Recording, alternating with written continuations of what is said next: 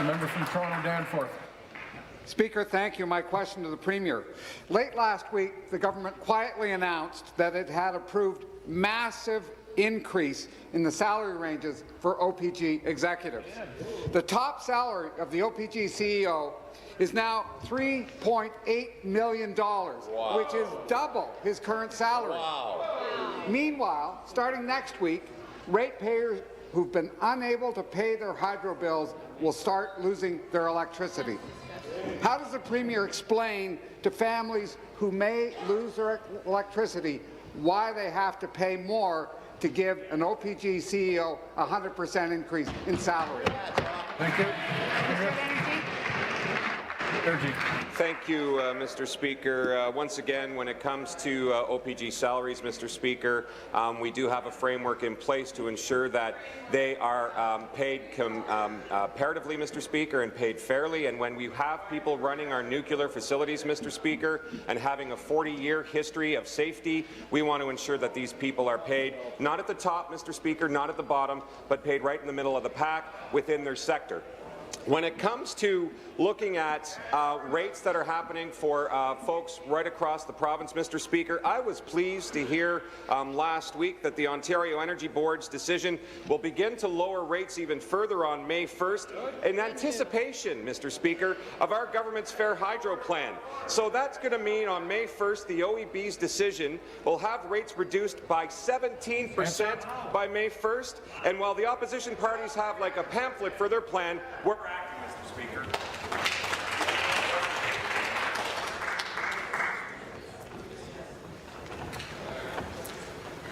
Supplementary.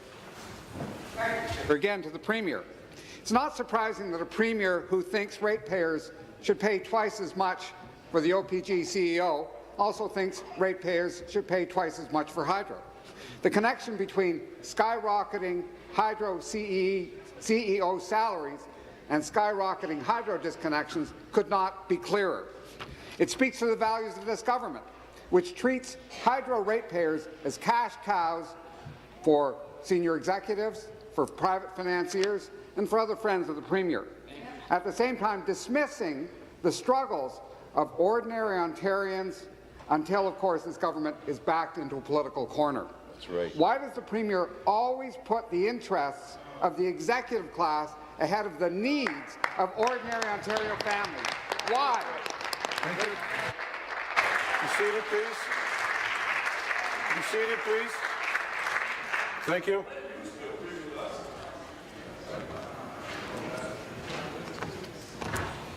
Minister.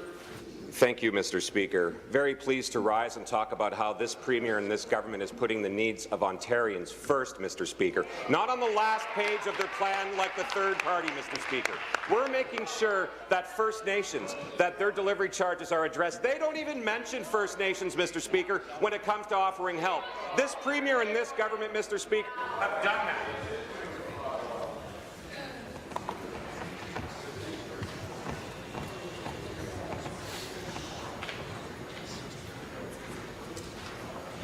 Finish, please.